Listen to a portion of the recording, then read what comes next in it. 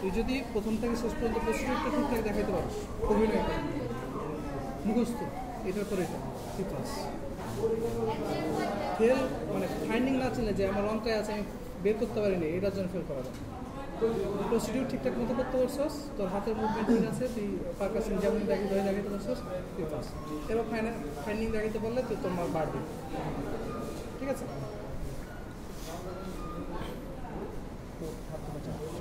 তবে যদি কেউ ফাইন্ডিং দেখাতে পারো অন্য ক্ষেত্রে মার্কটা উঠে নিয়ে আসবে। লং কেসের মার্ক একসাথে যোগ হয় না, লং কেসের মার্কটা তখন যদি এদিকে প্লাস মাইনাসও থাকে টান দেবে, ঠিক আছে। আচ্ছা, তাহলে রেসপিরেটরি সিস্টেমের প্রথমে রেসপিরেটরি দেখি, যেহেতু রেসপিরেটরি কেস, রেসপিরেটরি সিস্টেমের মেনলি দায়িত্ব হচ্ছে অ্যাজমা সিওপিডি। এখন তো শীতের প্রথম দিকে অ্যাজমা সিওপিডি দিকে বেশি থাকে, তো এগুলো দিবে। ফাইন্ডিং কি এক্সপেক্ট করছ? মেনলি অ্যাজমা সিওপিডিতে রংটাই চিজি আউলি দেয়, পুনর্লিফিকেশন দিতে পারে, হিউমোথ্রাস টিমোথ্রাস আর কিছু দিবে না, কলাপস টলাপস লেভেলে দিবেই না, আসলে আমাদের লেভেলে ওটা ধরতে কঠিন হয়। তাহলে দিলে হয় রংটাই দেবে, মানে রংটাই ক্রিপিটেশন আছে এরকম যে ধর যে দুই পাশে রংটাই পাচ্ছস মানে অ্যাজমা সিওপিডি, দুই পাশে ক্রিপিটেশন পাচ্ছস কোর্স ক্রিপিটেশন, অথবা এক সাইডে ব্রেড সাউন্ড পাচ্ছস না, মানে এর বাইরে কিছু মানে ওটা তোকে এমনি দিবে। তুই যদি ধরতে পারোস গুড, না ধরতে পারলে সমস্যা নেই। ক্রিপিটেশন কোর্স ক্রিপিটেশন বলতে পারছিস তার মানে তোর মার্ক বাড়বে। ধরতে পারস না কি জাস্ট অভিনয় করে দেখাতে পারছিস কোনটার পর কোনটা, তাহলে পাস। আর তুই যদি পয়েন্ট ভুল করো, যে ধর ইন্সপেকশন কেমনে করে বা পালপেশন কেমনে করে, এই পয়েন্টগুলো দেখাতে না পারো, তখনই স্যার একটু ট্র্যাক থেকে সরে যায় যে না, তাহলে তুমি এটাই দেখাতে পারো, মানে শুধু ইন্সপেকশন পার্ট। পালপেশনের পার্ট এটা কী কী বলো? Position of the trachea, speed, responsibility আর প্রোডাকশন ফোর্স। পারকাশনের পার্ট তো একটাই। অসকালটেশনের পার্ট এটা কী কী? মানে ব্রেথ সাউন্ড দেখবো, সেটা স্টাইল সাউন্ড, মানে একটা হচ্ছে অসকালটেশন, আরেকটা হচ্ছে ভোকাল রেজোনেন্স, মানে দুইটা মিলে। অসকালটেশনের সময় তো তুমি ব্রেথ সাউন্ড আর অ্যাডেড সাউন্ড দেখবে, এক্সট্রা হচ্ছে করবে কি ওই ভোকাল রেজোনেন্স। এই তো মুখস্থ দিচ্ছি, এইটা জাস্ট স্টেপ বাই স্টেপ করতে গেলে। আচ্ছা, তাহলে ইন্সপেকশনে কী দেখবি? তাহলে প্রথমে হচ্ছে যে দেখতে পাই লেভেলে, তো একবার হচ্ছে এইভাবে লেভেলে দেখলি, আরেকটা হচ্ছে হেডে অথবা লেগের থেকে দেখি কী দেখি। ধর যে ওনার ইন্সপেকশনে কী আছে বলতো একজন, বল। চেস্ট, ওইটা এটাই আগে বলবি, আর কিছু বলবি না। চেস্টের সাইডসটা বল, কিছুটা রিবস দেখা যাচ্ছে, ধর যে রিবস দেখা যাচ্ছে না, প্রমিনেন্ট রিবসগুলো প্রমিনেন্ট, এটা বল। এরপর তুই তার বল যে ওখানে চেস্ট যে আছে, এটা ইনসেশন মার্ক আছে, সরি অ্যাসপিরেশন মার্ক আছে। তাহলে প্রথমে সাইজটা বলি যে inspection of the chest reveals chest movement is normal, অথবা লেফট সাইডে স্লাইটলি রিডিউস যেহেতু প্লুরালিফিকেশন আছে। তারপর বলি যে স্কিন ডিস্ট্রিবিউশন ইজ নর্মাল। তারপর বলি যে there is some intercostal indrawing. Intercostal indrawing আছে না একটু? ইন্টারকোস্টাল ইনড্রয়িং মানে কি? দুইটা রিবসের মাঝখানে দেয়ার ইজ সাম ইন্টারকোস্টাল ইনড্রয়িং। এইটা দেয়ার ইজ ও একটু লিনথিন, তো এটা লিনথিনের জন্য ঠিক আছে, কিন্তু যখন দেখবা যে যেহেতু রেসপিরেটরি রেটটা অত বেশি না, কিন্তু অ্যাজমা সিওপিডির ক্ষেত্রে এটা অ্যাপ্লাই হয়। ওদের এক্সট্রা হলো যে there is a aspiration mark on left lower chest. Good, এটা হচ্ছে ইন্সপেকশন চলে। এরপর তোমার পালপেশন। পালপেশনে প্রথমে লিখে নিলা যে পজিশন অফ দ্য ট্র্যাকিয়া কি। নর্মালি ট্র্যাকিয়া কোন দিকে থাকে? একটু লেফট সাইড, রাইট সাইড। তাহলে position of the trachea is centrally placed, ঠিক আছে। Apex beat in the fifth intercostal.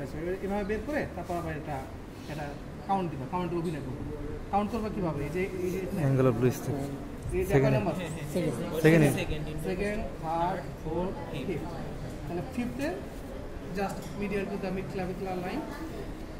আমরা নি করলাম না, just medial to the clavicular, just medial to the mid clavicular, অথবা জাস্ট বিলো সেন্টিমিটার। হ্যাঁ, ওটা বলতে পারো। ফিতা দিয়ে মেপে নিলাম, এইগুলো। এরপর হচ্ছে ভোকাল 3 মিটার্স, না সরি এক্সপান্সিবিলিটি। এক্সপেন্সিবিলিটির জন্য তুমি ফিতাটা রেডি রাখবে, সার করতে দিক বা না দিক। তার আগে হচ্ছে হাত দিয়ে আগে দেখে নেবে। শ্বাসনাথ বাবু এখানে যখন হাতটা দিবা কয়টা পজিশন করতে হয় এখানে? তিনটা। একটা হচ্ছে এখানে, একটা নিপল লেভেলে, আর একটা হচ্ছে লোয়ার চেস্ট। হাতটা এমনভাবে রাখবা যে একদম তুমি টাইট করে রাখছো, নড়তে দিবে না মোটা। ওর চেস্ট চলার সাথে তোমার হাত যেন মুভ করে, এরকম জেন্টলি রাখবো। শ্বাস নাও বাবু, শ্বাস, শ্বাস, শ্বাস। ওর এক্সপান্সিভিটি একটু কম, ঠিক আছে? শ্বাস, শ্বাস, শ্বাস, নিচের দিকে একটু বেশি। এরপর ভোকাল ফিমিটাস। ভোকাল ফিমিটাস শুরু করতে হবে 3-3 বলো তো। 3-3, 3-3, 3-3, 3-3, 3-3। এভাবে প্রত্যেকটা স্পেসে গিয়ে দেখে নিই। সামনের দিকে মোটামুটি 6টা অ্যাটলিস্ট। সামনে অ্যাপেক্স সহ 6টা। অ্যাপেক্স সহ অ্যাটলিস্ট 6টা। প্রথমে আচ্ছা এখানে একটা কথা আছে, এখানে যখন করবা তখন এই যে নিপুলের উপর দিয়ে চলে আসবে। এমন করে না যে এখানে করতেছো, এখানে যদি করো, এখানে তো কি ক্রাউডিং অফ বোনস, এখানে তো বোনসের উপর তো ভোকাল ফিমিটাস ট্রান্সমিট যেটা হবে এটা তো আসলটা হবে না। সুতরাং এই যে মিড ক্লাভিকুলার লাইন বড়, ঠিক আছে, নিপুলের উপর দিয়ে এভাবে যাবে, একদম এখানে চলে আসবে। স্যার বলবে তুমি স্টানার মনে করতেছো, ঠিক আছে? তাহলে প্রথমে অ্যাপেক্সে করলা, তারপর মিড ক্লাভিকুলার লাইন বরাবর নিচে চলে আসবে। মিড ক্লাভিকুলার লাইনটা মোটামুটি নিপুলের উপর দিয়ে যাবে। ক্লাভিকল কাউন্ট করবে কীভাবে? যে এখান থেকে শুরু করে এখান পর্যন্ত এই হিসাব করলে কিন্তু মোটামুটি এই দিক থেকে আসে, ঠিক আছে? এখানে দেখলাম দিয়ে লাস্টে এখান পর্যন্ত 6টা টোটাল। সামনের দিকে যখন করবা তখন একটু এই যে যখন নিচে নামবা তাহলে একটু এদিকে ল্যাটারালি করে ফেলতে পারবে। মিডিক দিলেন। হ্যাঁ, মিড এক্সিলারি বা এটা কি একবারে করে ফেলবো নাকি পরে এইটা শেষ করে তারপরে এখানে করে সামনেরগুলো শেষ করে এখানে সাইড দিয়ে ওইখানে তো 2, 4, 6 এই সাইড। ও দেখুন, ভোকাল এটাকে কি হলো ফিমিটাস। এরপর হচ্ছে যে তুমি পারকাশন। পারকাশন করবা এখান দিয়ে শুরু করবা, তারপর বোনসের উপর। বোনসের উপর যখন করবা তখন দুইটা ই করে বোনসে কেন করবা, বেনিফিটটা কি? বোনসের উপর কেন পারকাশন করবা? টু কম্পেয়ার আদার ভোকাল ফিমিটাসগুলোর সাথে কম্পেয়ার করার জন্য জাস্ট, ঠিক আছে? তারপর এভাবে করবা, যখন সিমেট্রিক্যালি করবা, মানে ধরো যে এভাবে করে এভাবে করে এভাবে করে এভাবে না, এখানে করলা, এখানে এখানে এখানে এখানে। এটার একটা প্রিন্সিপাল হচ্ছে যেটা আঙুলের উপর বাড়ি দিবা এটা একটু বেশি প্রেস করে ওইটা নিচের দিকে রাখবা, বাকিগুলো একটু ফ্লাইং করবে। নাহলে কী হবে, এইভাবে যেটা রাখলো তাহলে সাউন্ডটা ট্রান্সমিটেড হচ্ছে না, এই জন্য এইভাবে একটু উঁচু করে রাখবা, ঠিক আছে? আর 2টা করে বাড়ি দিচ্ছে, একটা মানে আবার 3টা মানে 2টা। মেয়েদের যেটা হয় কমন 3টা বাড়ি দেবে, সমস্যা সাউন্ড প্রডিউস করতে পারতেছে না, এটা মেনটেন, ঠিক আছে? অনেক সময় মেয়েদের হাতের জোরে আসে না, সেক্ষেত্রে 3টা দিলে সমস্যা নেই, মেন হচ্ছে যে 2টা চেষ্টা করবো 2টার মধ্যে সবাই। আচ্ছা গেল।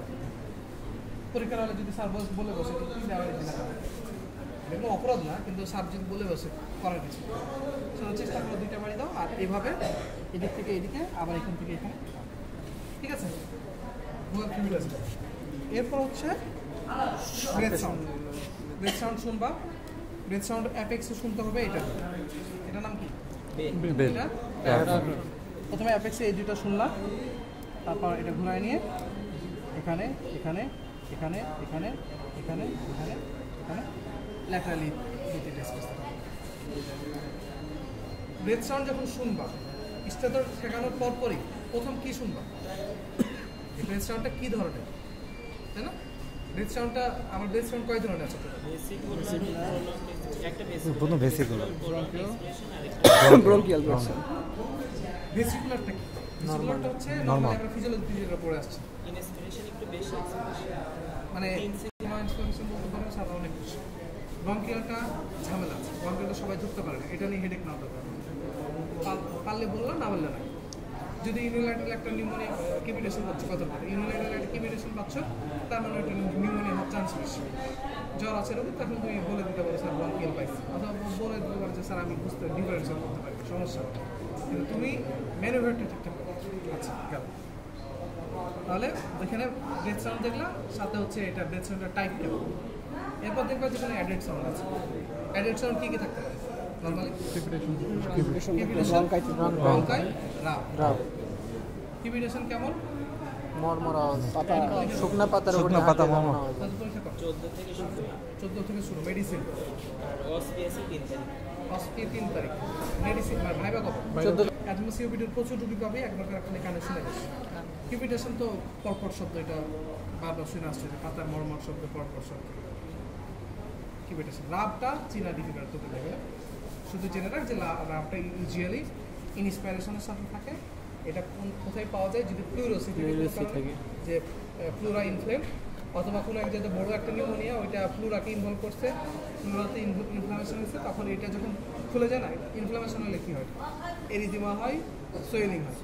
ওইটা যখন ওই চেস্টলের সাথে লাগে তখন একটা ফ্রিকশন রাব তৈরি হয়।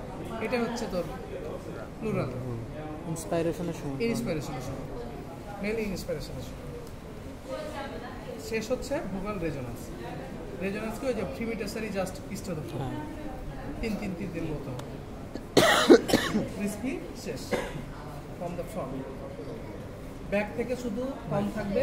ভাই অস্কালটেশনের ক্ষেত্রে যে যেটা মানে আমরা কি এই লেভেলগুলোতে অস্কালটেট করবো, দুই পাশে মিডিয়ার ধরে যাই না?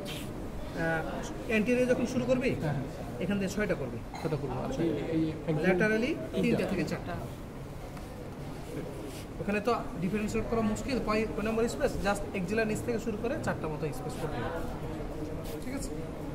অ্যাপেক্সে 3 ভোকাল রেজোনেন্সের সময় তো ইয়ে দিয়ে ধরবো না, বেল দিয়ে ধরবো না, 3 দিনের সময় শুধু যদি অ্যাপেক্স বিট দেখা যায়, বসো সমস্যা নেই। অ্যাপেক্স বিট যখন দেখি যে হার্টবিট কেমন, ওইটার জন্য তুই শুধু বেল ইউজ করতে পারোস।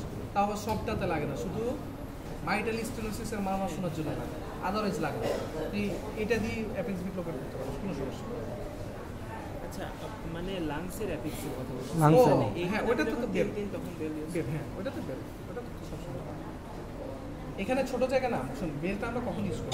ছোট জায়গা, ছোট মারমার, মানে লো পিচ মারমার, অথবা ছোট জায়গার কোনো সাউন্ড শুনতে চাই, সেখানে আমরা বেল ইউজ করি। যেমন এটা ছোট জায়গা, এটা স্পেস অনেক বেশি না, আমি ডায়াফ্রামটা শুনতে গেলে এটা ডিফিউজ হবে। এখানে আমরা লো পিচ মারমার কোনটা? মাইটাল স্টেনোসিস মারমার, লো পিচ মারমার, ওইটা আমি এটাতে গেলে একটা ডিফিউজ সাউন্ড হবে, এর জন্য আমি এটা দিয়ে শুনবো, তাহলে এটা ভালো শুনতে হবে। রেসিপি নিয়ে কোনো কোশ্চেন বা রেসিপি আমি জোরে বলছি, বুঝতে পারছ না, এমন হয়েছে গ্যাপ করছে? অস্কালটেশনের টাইমে স্পেস কি স্পেসিফাই করা থাকবে যে এই স্পেসগুলাই দেখবো, নাকি আমি অসুবিধা নেই? না, ওইটা একদম ম্যান্ডেটরি না।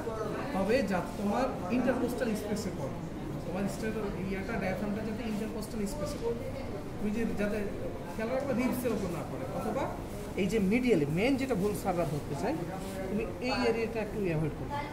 কারণ এখানে স্টারনামের সাথে সাথে সবগুলা crowding of bones, crowding of ribs, এখানে তো রিপসের উপর তুমি সাউন্ড ভালো মতো শুনবে, ওর জন্য জাস্ট এখান দিয়ে ইউজ করবো। অথবা একান্তই যদি ফিমেল পেশেন্ট হয়, সাধারণত ফিমেল পেশেন্ট দিবে না, এইখান দিয়ে ইউজ করবো জাস্ট নিপলের শুরুতে, আর এখান থেকে কমপক্ষে 2 সেন্টিমিটার, বইপত্র অনুযায়ী কমপক্ষে 2 centimetre laterally from the mid stern, sorry lateral stern আমার। ঠিক আছে। আমার যদি এই পেশেন্ট পড়ে, তাহলে আমি হচ্ছে যখন ল্যাটারালি অস্কালটেট করবো, তখন কি এখানে জাস্ট একটা স্পেস দেখি, নাকি এখানে আমি ওইখানে? আচ্ছা ঠিক আছে, ভালো কথা বলছি। ধরো এখানে দেখলি, পেশেন্টের দিকে তাকালি, বলবে স্যার এখানে পেশেন্ট হয়তো ব্যথা পাবে, জন্য আমি করতেছি। অথবা তুই আগের কোশ্চেনকে জিজ্ঞেস করে দিতে, স্যার আমি এই পাশে পেশেন্ট ব্যথা পাবে, আমি ওই পাশে কি করবো? স্মার্টলি জিজ্ঞেস করবো, স্যার বলবে ওকে প্রসিড, সমস্যা নেই, করো, আস্তে করে করো, তখন তুই করবি। অথবা যদি বলে না দরকার নেই, ঠিক আছে, স্যার নিষেধ করছে, ঠিক আছে। সাধারণত ওই জায়গাতে সবসময় ব্যথা হয় না, যদি একদম আজকে করে তাহলে ব্যথা হবে, অথবা একান্ত গতকালের করতে হয়।